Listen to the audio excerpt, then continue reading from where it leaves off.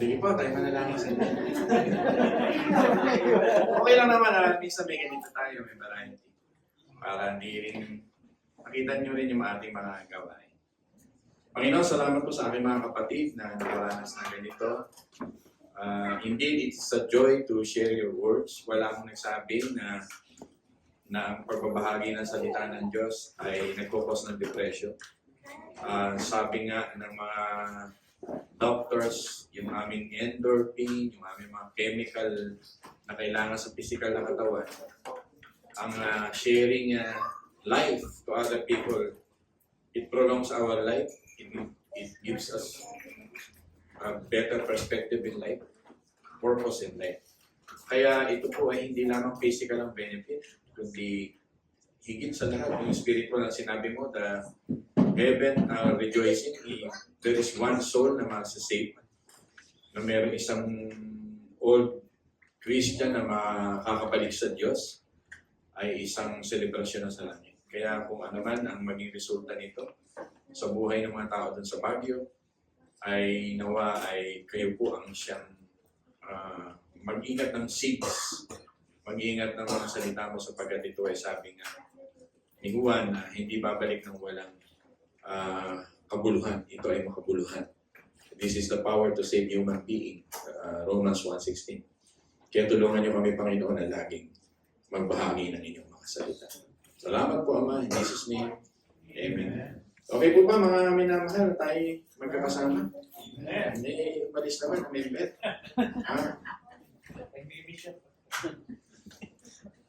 Kausap ko nung isang araw si Pastor. Parang gusto nila may part 2 pa to. Ewan ko lang sa inyo, this is a wild thinking na to worship with them together. Parang ganun ang gusto nila. Iisip ko nga, pag nag-camp, total naman 600 lang pala pamasahe. At meron isang lugar, tapos makikita sila doon. Siguro 2 nights tayo doon with them. Tapos sila yung ating guest na testimony. Bingo, si Elder Bong magsasalita. Wild, ano ko lang naman yan. Tapos Saturday, pwede yung taong ito. O sa Baguio. Kasi parang nabiting daw sila. Pastor, parang namiss namin kayo ulit. Parang pang batang iniwan mo sa isang lugar na humahabol-habol sa mga kanilang mga ate at mga kuya. Tuloy ako na sabi ko, paano kaya ito? A good problem. Tignan natin. Kasi talagang ganyan ang magkakapatid dito sa Earth. Lalo na pagka nagkaroon na ng connection. Lalo si Gabi, may connection. Joke lang. Ayun nga, isipin natin din yun. Tingnan natin pag nag-meeting tayo kung ano man. Hindi lang yung puro alam nyo, ang church natin hindi sa sarili. Nakita ko, we become purposely living by loving others. Hindi nyo napansin. Tagal na natin, 15 years na natin ginagawa ito. Pero pagka gano'n ang ginagawa natin, it becomes so productive ang church. Amen pa doon? So kung meron kayong kaisipan, na gano'n lang palang pamasahe, at si Kuya Mati pwede naman bigyan ng 2 jacket sa tagal ng November. Hindi naman kalamigan yun. Ay, August pa. Tignan natin. Kasi gano'n lang naman. Kaysa magbayad tayo ng mahal. Kasi may mga nakita kami doon na gano'n lang pala ang renta. Lalo na doon sa nakakatakot na teachers. Bultuhan tayo sa gabi. Sige natin. Let's think about it. Kasi pag nandun na rin lang tayo, tatawagin ko sila, tapos may kahit siguro parto ng gift na hindi naman yung gano'ng kalalaki. Something that they will remember na hindi natin sila iniwan. Pwede rin. Iiwan ko yan sa inyo. Titignan ko pa inyong mga idea niyan. Yan po ang aking po. Tuloy natin ang mensahe ng Panginoon. Makinig po kayo mabuti. Mga minaman, importante ito. Para sa mga tinatawag ng Diyos ang mga mensahe nito. Maiksi lamang dahil ito yung mga ng ating mga kapatid. Grade 4, nung ako ay share ng kapwa ko grade 4. Grade 4. Sinira naman niya ng mga salita ng Diyos. Hindi ko pinapansin, natatawa ko kasi si church nila. Pag dinadaan ako Catholic Church, laki. Tapos dinadaan ako yung kanilang Baptist Church. puro gawa lang sa, ang tawag dito, yung niyog na dahon. Sabi ko, doon siya nag-church. Tapos third year high school, nag-meet kami ulit. Nag-share siya ng gospel.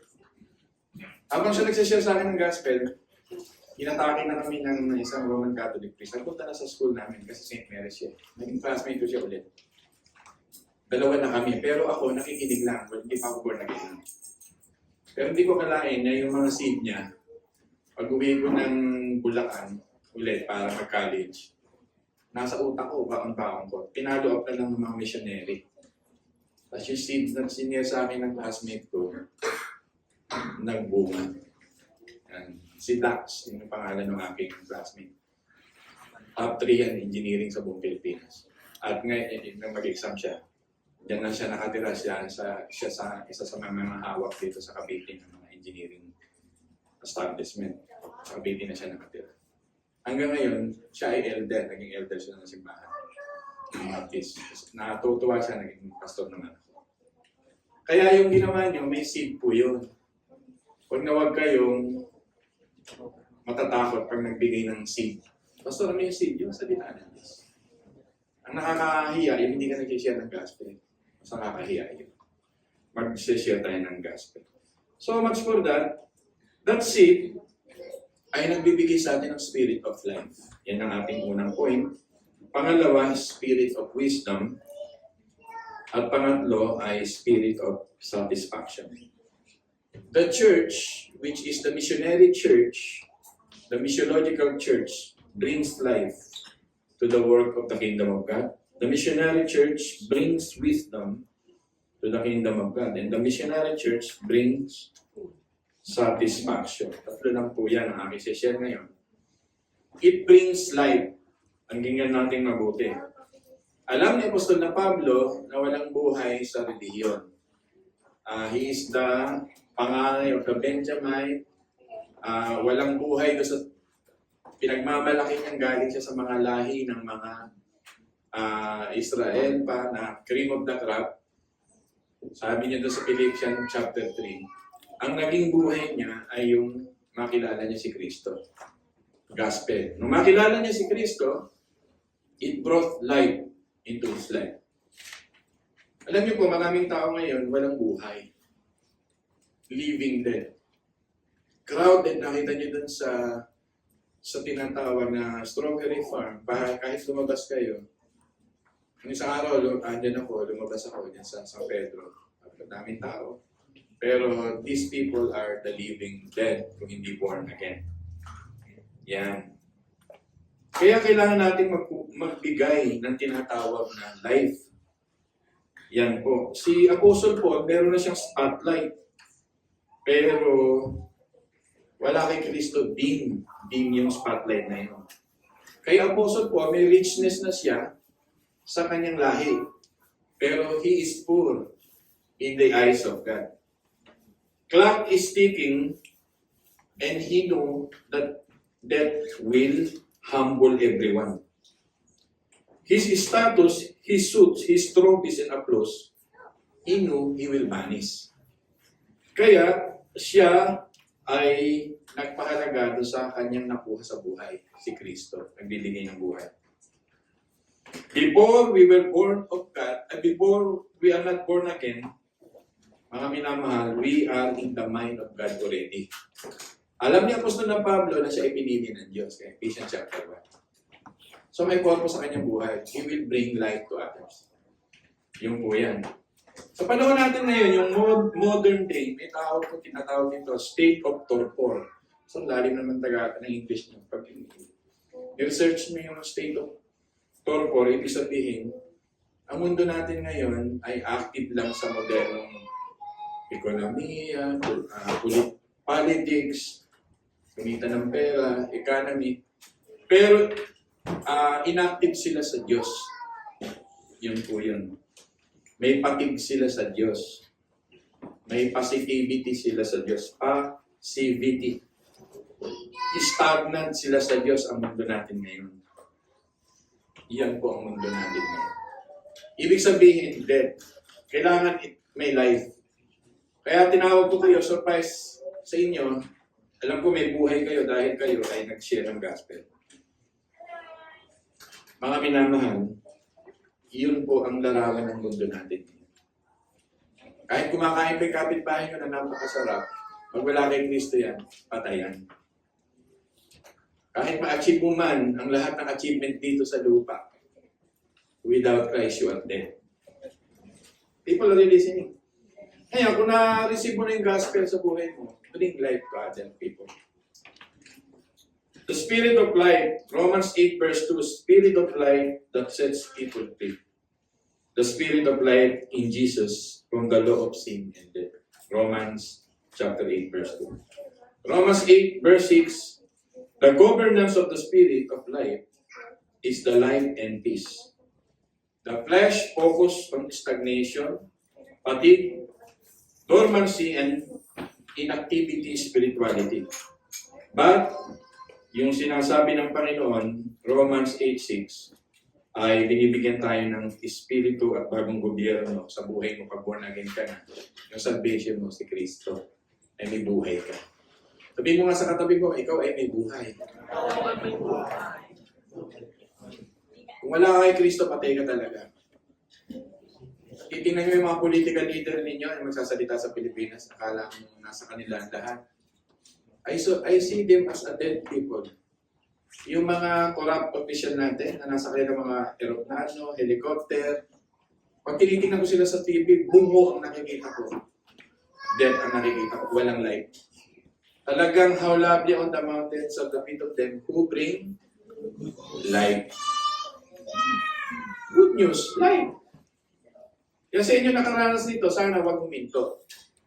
Yan, mag-meeting-meeting tayo kung anong plano ninyo. Alam mo, ang pera, nakita ko sa church natin, di man issue eh. Issue pa pera sa church natin? No. Hindi issue eh. Kaya sabi ko, makakarating tayo, ay mag-abroad pa tayo, mag-share tayo sa Singapore at Hong Kong. Sino gusto mo?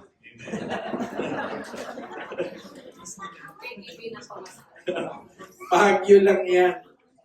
Yung magbigay ka ng buhay sa kapwa mo, ma-revive sila. Follow up yun. At naawa nga ako, sabi ko, parang gagawa ako ng part 2 dun ah. Ayun nga. Si Pastor talagang walang tigil din ng mensahe ko sa akin. John 6:63, flesh profits nothing. It is the Spirit who gives life. Mapalad ka, sabi mo sa katabi mo, mapalad ka. Nagdadala ka ng buhay. Ay, nagdadala kayo ng buhay. Hindi puro kamatayan ang dinadala natin. Buhay. Yan yung una kong gusto sabihin sa inyo. Pangalawa, the missionary church, kaya salvation ang topic natin, it brings the spirit of wisdom. Sabihin nyo ang spirit of wisdom. In Ephesians 1:17, Holy Spirit is the spirit of wisdom. He is the teacher of all things, is the teacher of all truths. John chapter 14, 26 and 27. Amen ba daw? The world is ignorant. People, makinig kayong mabuti. Bakit kailangan natin ng wisdom? Dala-dala natin. Ignorante ang mundo. Kahit summa cum laude ang mundo sa kanilang pag-aaral, lagay mo na yan. Pag wala si Kristo sa kanila, ignorante pa rin ang tingin ko. Diba? If you gain the whole world and loses your soul, you profit nothing. Diba? Kahit ang kaharap mo pa isang senatorya na napakatalinong magpaliwanag, pag wala si Kristo, pag lumalabas sa bibig niya, sabi ko, ignorante, blind, bulag, separated. Makinig kayo mabuti, ignorance of the need for Christ, ignorant of the coming judgment. Acts 3:17, people without Christ are composed of ignorance, disbelief. Proverbs chapter 19 verse 2, people get in troubles because of ignorance. Pastor, ano gagawin namin? Pwede bring wisdom. Kayong mga tao, magdala kayo ng wisdom. Christ is wisdom. He is the wisdom of the Bible. Ay, kung wala kang gagawin, hindi mo siya i-share, hindi mo siya ibabahagi, magiging ignorante ang sanlibutan ito. Nakikinig po ba mga minamahal? kahit ano ma-achieve kong educational attainment, kaya hindi ko sinare si Kristo, baliwala ako. Subject ako ngayon na nagturo yung aking professor na Singaporean na very basic salvation. Basic. Salvation, nagre-repress ako. Pero nung inaaral ko, siya yung pinakagusto ko ngayon. Enjoy na enjoy ako dito sa basic na ito. Na marami pa pala akong hindi alam. Sabi ko, nag-aaral ako, kala ko alam ko na yung salvation lang. Hindi pa pala. At maraming isinyer pa sa akin yung aking Singaporean na professor about salvation. Na napakaganda pala talaga kay Kristo. Sabi ko, ganda pala dito, subject na ito. Ang hirap po kasi sa amin, medyo mahigpit yung aming aral. Bawal kami umalis doon sa computer, talagang hindi na muna kami. High-tech yung sa Singapore eh. Pagka medyo nalalayo ka, napipikat ka, iniaalis ka nila dun sa Zoom. Wawarning na ng pangalan mo, lalabas doon, Ariel, you are sleeping. Sabi, paano gagawa ito? Your eyes, sabi, muted. May mga gagawin ko ganyan. Talagang nakaset up na yung mukha ko. Nagluluto na nga sa ilaw eh. Alam mo, first time ko mag-zoom na klase. Pero may nai-enjoy ko na after 7 weeks of my studying. Ganun pala yan. Nakataas na yung ako. Ang sarap. Klase na kami. Sisigaw na lang ako ng malakas pag bigla ako nawala. Kasi hindi ko alam ibalik. Sabi ko, gising tuloy si Candice. Pinabalik ako dun siya.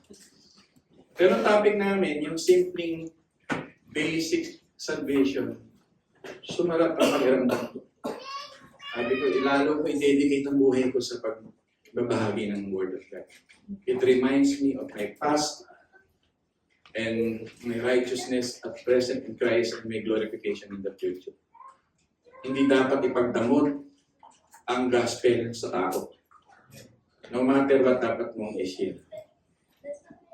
Hindi nyo napansin, normal sa akin kinakausap ko lahat ng tao. Sabi nga niya, lahat na lang kinakausap ko. Eh, yung purpose ko, yung gospel eh. Kahit simple lang yung pag-stay ko sa Baguio, marami na akong nakausap. Yung kamag-anak ni Lani na nag-drive, marami nang minapag-usapan about church life. Alam ko makaka-revive sa kanya yun. Hindi ko pinalagpas yung tungkol sa Ebanghelyo. Mga minamahal, love the Scripture, treasure Christ. Yan yung mga practical ways para matanggap natin ang mga wisdom na ito. Amen ba doon? Yan ang pinaka-importante. Maraming way para magbigay tayo ng wisdom sa tao. Church must lead them to the Holy Scripture. Yan ang importante. To Christ. Huwag natin ipagdamo. Pangatlo, church goal. Visionary goal ng church ay satisfaction. Mga minamahal. In a world searching for attention, in a world searching for satisfaction, in a world searching for provision, in a world searching for admiration, in a world searching for identification, we offer satisfaction in Christ. Ang mundong ito hinahanap. Hindi kayo mabuti. Provision, identification, yung future natin, sinisecure natin yan. Economic, money. Hindi ko sinasabing masama yan. Pero the best that we can offer in our salvation for people to be satisfied in Christ. Magiging masaya sila sa Diyos. People, nakikinig po ba? This is the ultimate solution to humanity's deepest needs. Ano ba deepest needs mo? Kumain? Habang kumakain ako, tumaas ang sugar ko. Ako, sarap ng kain ko eh. Pero napacheck up ako, pinagalitan ako ng doktor ko last week, or this week. Ariel, pag hindi ka tumigil, ito magiging sakit mo. Nilistan na ako sa isa. Buti na may doktor. Nilistan niya isa-isa, nakita ko yung mga high doon. Kahit kumain tayo ng masarap, it will kill us. Patayin tayo. Not food will satisfy us. Diba? Not good beddings will satisfy us. Hindi yan. Not future na meron ka nakatago ng pera. Pag may gera pa lang dumating dito, useless. kahit ito, panggas namin, pupunta kami dito, magugulat ka na lang. Hindi matutuloy yung lakad ninyo dahil sa Ilocos pala kayo magmamaneho. 93 na yung gas. Eh, nung nagpaplano kayo, 54 lang yung gas. Double, di ba? So our deepest need as human being, people are you listening? That Jesus Christ is still the answer. That sin is still the curse. Di ba? May hardship sa buhay, we work. O, di ba? May problema sa buhay, kala natin gobyerno. Pero something wrong with us, something wrong with people, something wrong with the soul. Our deepest need, indeed, is our Lord Jesus Christ. So share Jesus Christ. The answer is still Jesus Christ. Dito tayo ginawa ng Diyos. God made it. We broke it. And Christ fixed it. Ilan naman ang gospel eh. Kung kayo nagsishare ng gospel, God made it. Ano yun? He made us beautiful. We broke it. We break it. But Christ fixed it. That is the three simple gospel na pwedeng mong i-share. So mga minamahal, dito ko mag-e-end. Ang ating victory dapat lagi mong tandaan na flag mo sa gospel sapagkat ito ay simbolo ng pagkatagumpay ni Kristo. Huwag mong iiwanan ang pag-ibanghelyo. Winning side yan. Ang ebanghelyo ay tumayo na sa lahat ng atake from evil, from death, from devil. Amen ba doon? Ilagay mo buhay mo doon. We may face intense opposition, trials, persecution, but still, gospel is destined for victory. It is already victorious. Because Christ fixed the broken heart. For God so loved the world that He gave His begotten Son for the broken hearted. Mga minamahal, ano yung tatlong point natin sa umagang ito? Spirit of life, Spirit of wisdom. Sa aking naging mission trip, I will treasure you in my heart dahil nakasama ko kayo at naging kabahagi kayo ng bringing life, bringing wisdom, and bringing satisfaction in Christ. And I hope may susunod na part, laguin natin ito, ayusin natin ito, sama natin ang joy natin dito, at isama natin ang ating mission dito. Amen. Sige po, tayo manalangin at magpasalamat sa ating Diyos. May natutuhan? Amen. Aming Ama, maraming salamat po na habang maiksi ang buhay dito sa mundo, help us to prioritize what really matters in life. To bring life, to bring wisdom, and to bring satisfaction to this needy world. It is your name, O God. You are the truth, our wisdom, you are the life, our life indeed. You are the way, not the world. You are the way for the comfort and the satisfaction, and most of all, the salvation of the soul. Tulungan niyo kami, Panginoon, na ibawa namin sa puso yung na-recollect ko sa mga nagpatotoo na nakuha nila that Jesus Christ is really a bread to be shared. Thank you for the Holy Spirit that He is our power. Hindi kami dapat mag-share.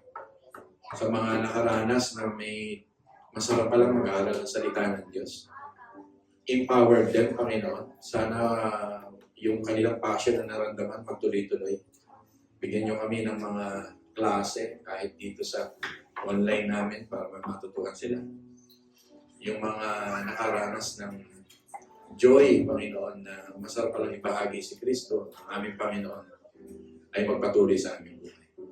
At yung binanggit din ni Queen na expect also the opposition and the enemies and the hindrances to stop this wonderful goal. Help us to expect it. The rejection, help us to expect it.